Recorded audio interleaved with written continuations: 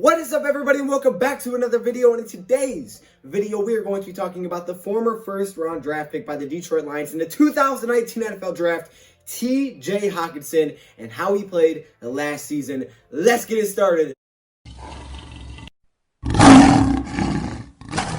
Welcome, everybody, to another video. Glad you guys are here. Today, we're talking about the former 8th pick in the 2019 NFL Draft. I'm excited to do this one, but before we get into it, let's go check out the comment of the video. This one comes from my guy AJG Bomb, who's also someone that's been rocking with me for a very long time. And they even said in their comment that this would be the comment of the day, so I had to consider it, but the creativity was on another level. So AJG, your comment is the comment of the video or comment of the day, however you want to say it. It says this: bow wow wow, yippee yo, yippee yay, Joseph Dion is here and he's here to stay.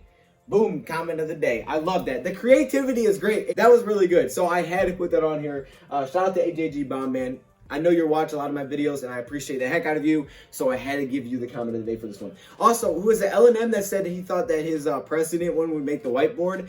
I think I missed that comment. Did I miss it? I might have liked it, but then forgot it, so I couldn't find it. I'm sorry. Maybe put the comment in again. You could be back up here. I'm sorry. Now let's talk about T.J. Hockenson. So we've done videos on, Will Harris, Jelani Tavai, Austin Bryant, Amani Oruwariye, all of these players from the 2019 NFL draft class, how they played last year, and if they can break out in 2020. And I've had a lot of high hopes as I went through these players. And I go to T.J. Hockenson. Now, T.J. Hockenson had tons of high expectations in year one, as he should. He was a top 10 NFL draft pick. No matter what position you're at, aside from quarterback, I think for the most part, these guys are going to have crazy expectations, especially a tight end, because you usually don't take a tight end this high. And T.J. Hockenson was the 8th pick. Some fans liked it, some fans did not like it. Because of that, expectations were through the roof. Now, a lot of people look at last year and say, well, Jesse James, he didn't play that well. This guy was a disappointment last season. And even some people will go as far to say that about T.J. Hockenson. I knew T.J. didn't have the best rookie season, but also what I've noticed is that when I've looked at some of the historically great tight ends in the NFL,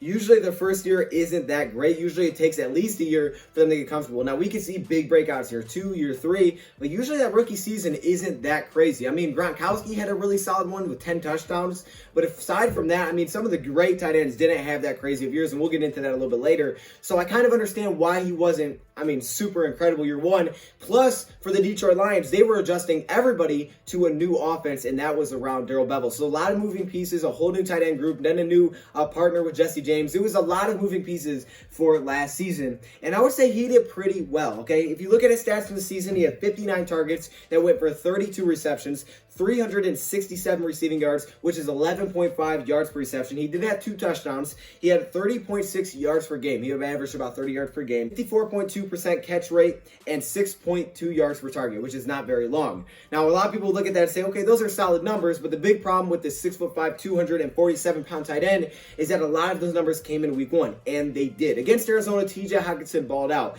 And as I continue to go back and watch the Arizona game over and over and over, I saw a lot of players, either guys that would eventually get a lot better, maybe struggle in week 1, and some guys that would just break out in week 1 and they were kind of quiet after that. I think early in the season, there's definitely a lot of, trying to get used to stuff, and week 1's really hard to gauge where a player is at, because some players play really well, some players don't play well at all. Taylor Decker really struggled in week 1. It was a really mix. It was kind of up and down in week 1 for the Detroit Lions. I think that's a big reason they were up 27, or they were up 24-6, and obviously all of a sudden Arizona was able to come back and tie that game, is because there was a lot of inconsistencies in week 1. For T.J. Hockenson, it worked out great. On 6 receptions, T.J. Hockenson put up 131 yards and a touchdown. So a lot of his stats did come in week 1 against Arizona. So he had an incredible game against Arizona, got super high expectations. There was just literally a highlight video on just how well T.J. Hockenson played in week 1. And that was the bright spot. Yes, the Lions gave up this big lead and we ended up tied, but T.J. Hockenson, this guy looked unguardable. He looked uncoverable for the Detroit Lions. He's going to be an absolute weapon. And then all of a sudden, his numbers really never got back to that level again.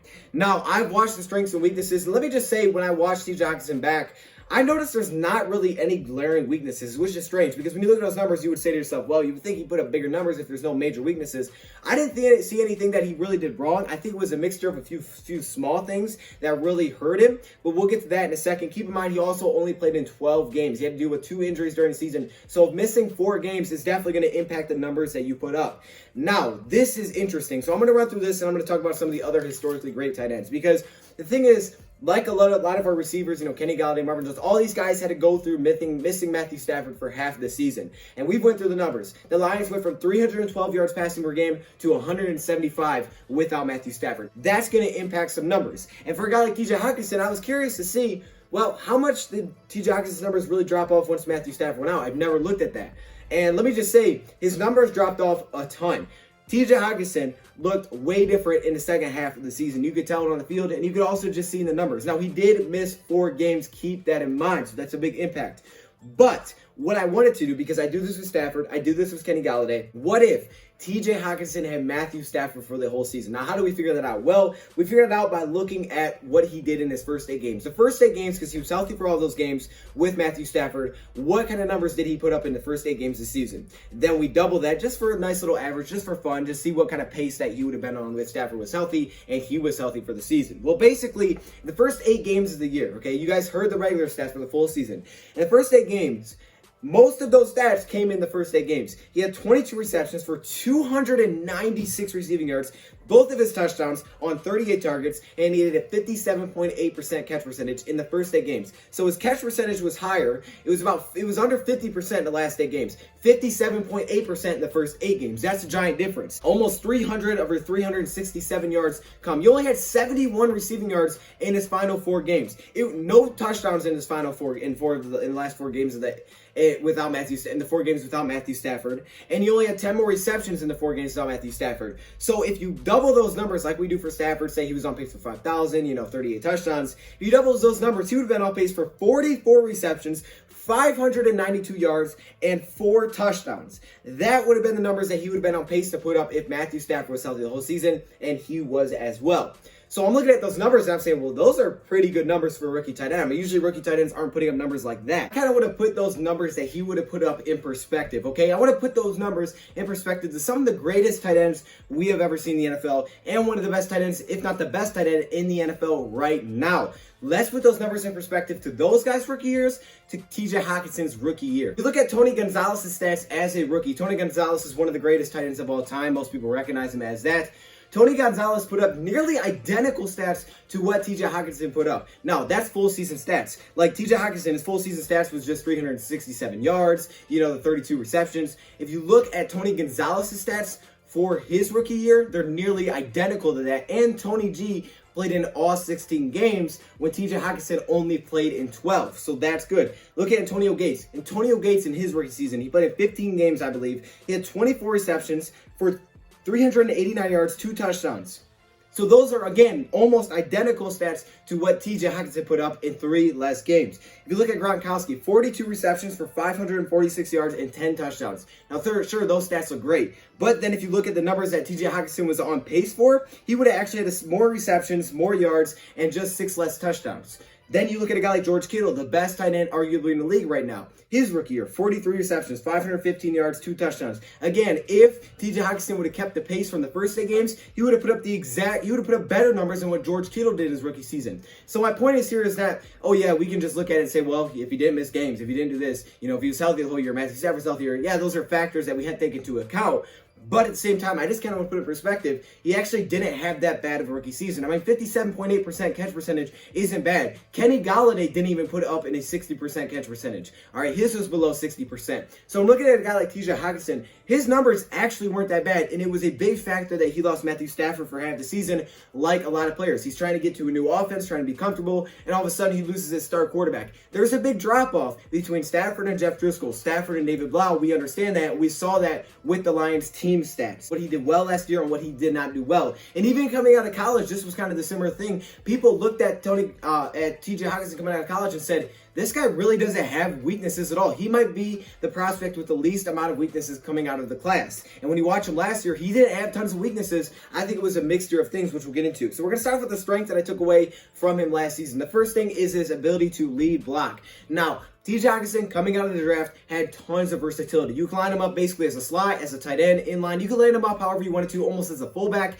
But what the Lions did really, really well with him is they would motion him a ton and use him as a lead blocker for runs. You could block inside, he could block on the edge. That was very impactful, and he was good at it. He is a powerful tight end. 6'5", 247, maybe not the biggest tight end out there, very powerful. And that was one of the best things coming out of him from college, is that not only could he catch, but he could block. I mean, a lot of his highlights were simply blocking highlights. And when the Lions drafted him, they knew that they were going to use him to try to help that running game. And what I saw was that they used him a ton. And what he did well with that. Now, I think sometimes he would lose his block kind of early, but I think that also has to go to how fast the running back hitting a hole. Because if you're being honest here, a blocker can only hold a guy for so long without holding. So because I think a running back needs to hit though quickly, things like that, we've added running backs. But he did really well lead blocking and playing that role for the Lions. The next thing I like is he is very well rounded. There wasn't a task that you would put him in where he wouldn't be able to do it. You could ask him to do pretty much anything, and he could be successful, or at least comfortable, I would say, at that position, wherever you wanted him on the field. Any kind of route, he was a very crisp route runner, very clean routes.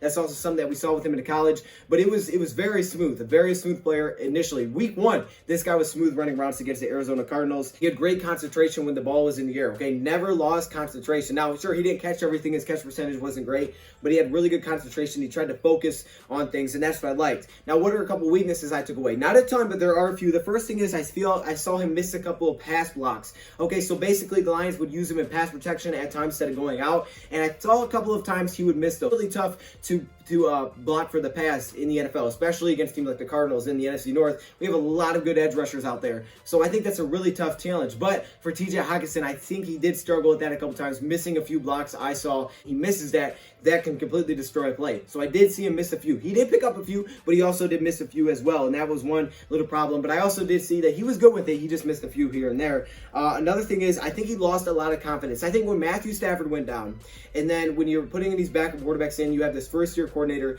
and then after first week, everything kind of started to slow down for him. I think he started to lose confidence, and I feel like I could see that when I watched him. It's Matthew Stafford being out for half the year in a new offense had a huge reason why he wasn't as good as maybe we thought he would be in year one. And obviously his numbers definitely tell that story as well. He's also a good, not insane athlete. Like, you're not going to put him out there. He's not going to look like a receiver. I don't think he's got that Hunter Bryant athleticism, but he also does have a different type of athleticism that allows him to play like a blocker, like a fullback for the Detroit Lions. So overall, what I took away from watching him is that he was a good tight end, not great. I think a lot of it was just his confidence was shaky at times, and I think also losing Matthew Stafford really, really hurt, especially for a first-year guy. Now, maybe if he's, 3 years into the league, he's seen Darrell Bevell before, he's been in that offense before, he's worked with the backups more. Maybe that's a different situation. When you have 150 less passing yards a game, it means your chances to make plays are going way, way down. 6.2 yards per target. Think about that. That's a very low yard per target when Matthew Stafford was averaging one of the highest yards per target of his career. So I think those were big factors that really shook up how T.J. Hockenson was playing year one. And then, of course, the injuries. When you miss 4 games, that's going to have a huge impact on your confidence. You're missing games. Your quarterback's not there. You're with a first-year coordinator. You haven't had the same type of game since week one. You tried to hurdle a guy. He had some injuries to deal with, and they're coming back. Maybe you're not fully 100%. There's a lot that goes into it. But personally, I don't think he was as bad as maybe it looks on the surface. Now, I think he could have been better. I think he needs to be more efficient, and hopefully he needs to stay confident for a year, because when this guy's confident, he's hard to guard because he can do a lot of different things. He moves around. He keeps moving. He finds holes in his zone. He can go up and get it. He has the athleticism, and he can block. All of those things go together. It makes a first-round talent. The thing is, he just needs to stay confident in himself, hopefully not have any kind of injury hiccups, and he needs to be with Stafford for a full season. I think all of that has to take into account, and now when Darrell Bevell's coming back year 2, he'll be more comfortable in that offense, and he should be good to go. I mean, it's a huge transition on its own from college to the NFL. Then with all these moving pieces and then injuries to add to it, it's really tough to have a great year. So I think he had a good, not great first year, but I think he had a good first year with the Detroit Lions, and it could have been much better. It could have looked a lot better if Stafford was healthy all year. I mean, that's how it is for a lot of players, but that is a huge impact for a first-year player. So that's T.J. Hockenson. How do you guys feel about T.J. Hockenson? How do you think he played? On a scale from 1 to 10, where would you rank T.J. Hockenson's play for last season? Let me know your thoughts, comments below. Thank you for watching, and I'm out.